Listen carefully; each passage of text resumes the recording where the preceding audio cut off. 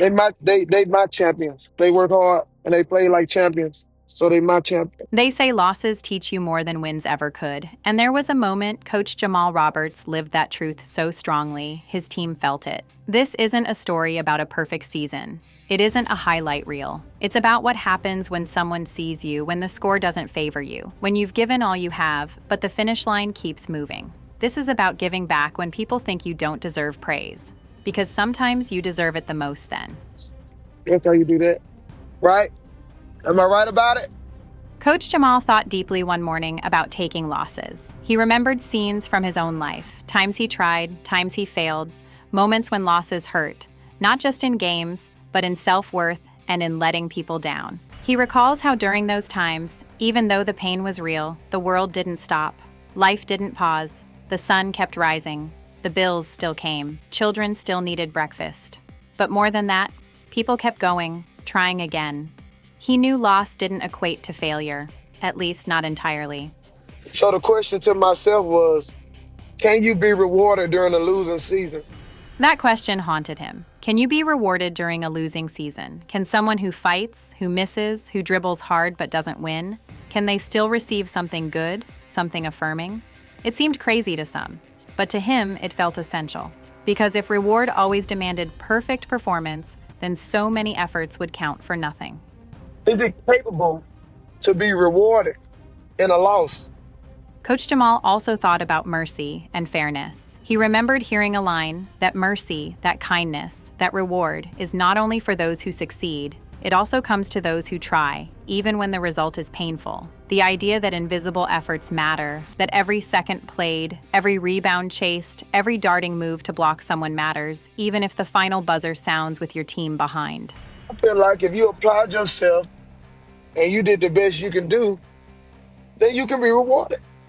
It hurt him to see his players sad. He saw their eyes after tough losses, their shoulders slumped, heavy, and he didn't like it. Not because he wanted to erase competition or pain, but because he believes in emotional safety. That kids and people in general should know their worth isn't tied to winning only. That sometimes character built in losing seasons shines more than trophies.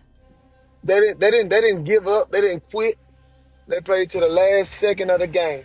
He had 17 players, 17 young athletes. Each one carried a story. Some had missed shots that still haunted them. Some had made mistakes they couldn't forget. Some woke up wondering if all the practice, all the work mattered. Yet in every practice, in every game, they showed up. They sweated through drills. They stayed late. They didn't quit, even when others might have. That matters. That is worthy. One day, Coach Jamal decided he would do something different. Not teach harder drills, not raise the volume, not compare, criticize, or blame. He would honor. He would give acknowledgement when it was due, even when they had lost again. Because if he waited for a win, the moment might never come. He wanted to create a moment now, one that said, I see you, I value you. Your effort has meaning. Let's go back out and turn around. We go back out and turn around. But we were gonna celebrate anyway. So he prepared a pick-me-up, something small in the scheme of things, but massive in meaning. He tucked it away quietly in the trunk of his car. He didn't let people know. There were keys jingling, footsteps, anticipation. He wanted it to be a real surprise. No expectations, no fanfare, just truth, just... That day, he gathered the team, hearts heavy, maybe expecting another pep talk, maybe another reminder of what they were doing wrong. But instead, he spoke about effort, courage, staying power. He spoke about how victories aren't just about scores, but about fighting when it hurts, about believing when others doubt. He told them, you may lose games, but your work here, your spirit here, will be rewarded. Then he revealed the reward, the pick-me-up. It wasn't flashy, it was honest, it was a gesture of care, a physical thing, yes, but more than that, a sign. A reminder that though the season shows losses, you have not lost me. You have not lost yourself. Tears may have come, relief, smiles, a sudden shift in energy. Because sometimes what a disappointed heart needs most is simply to be seen. Somebody said reward them for their hard work. And I'm in agreement with that. Hard work gets rewarded. It doesn't matter if you lost. They looked around, surprised, some eyes moist, others grinning, not because the reward was large or extravagant, but because it was unexpected love. because it proved that falling short doesn't erase value, because it showed that their coach believed in them, not just for their potential, but for their persistence. What they got in that moment was more than a gift. They got affirmation. They got a lesson about life. Being rewarded doesn't always mean getting a trophy. Sometimes reward is respect. Sometimes reward is recognition. Sometimes reward is knowing someone noticed when you thought nobody did. And those things heal parts of you that winning can't reach.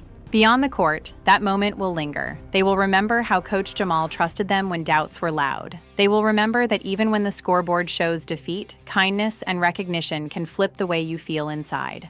They will carry forward that lesson. Show up when it hurts. Keep trying, keep believing, because efforts count, not only for others, but for yourself.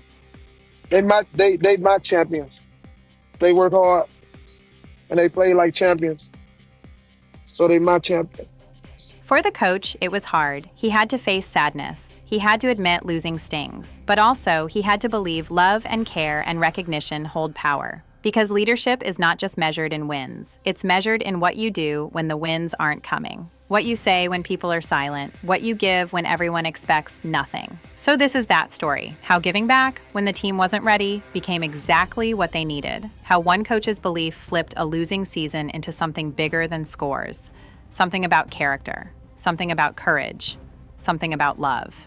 May this story inspire anyone who's in a losing season of their own. Work, relationships, personal dreams. You may not see victory today. You may not feel proud exactly yet. But your persistence matters. Your pain matters. Your effort matters. And someone seeing that effort can change everything. If this moved you or reminded you of someone who deserves to hear this, please share this video with them. And if you want to hear more stories that uplift, that see people in hard moments, subscribe. There are more stories like this waiting to be told.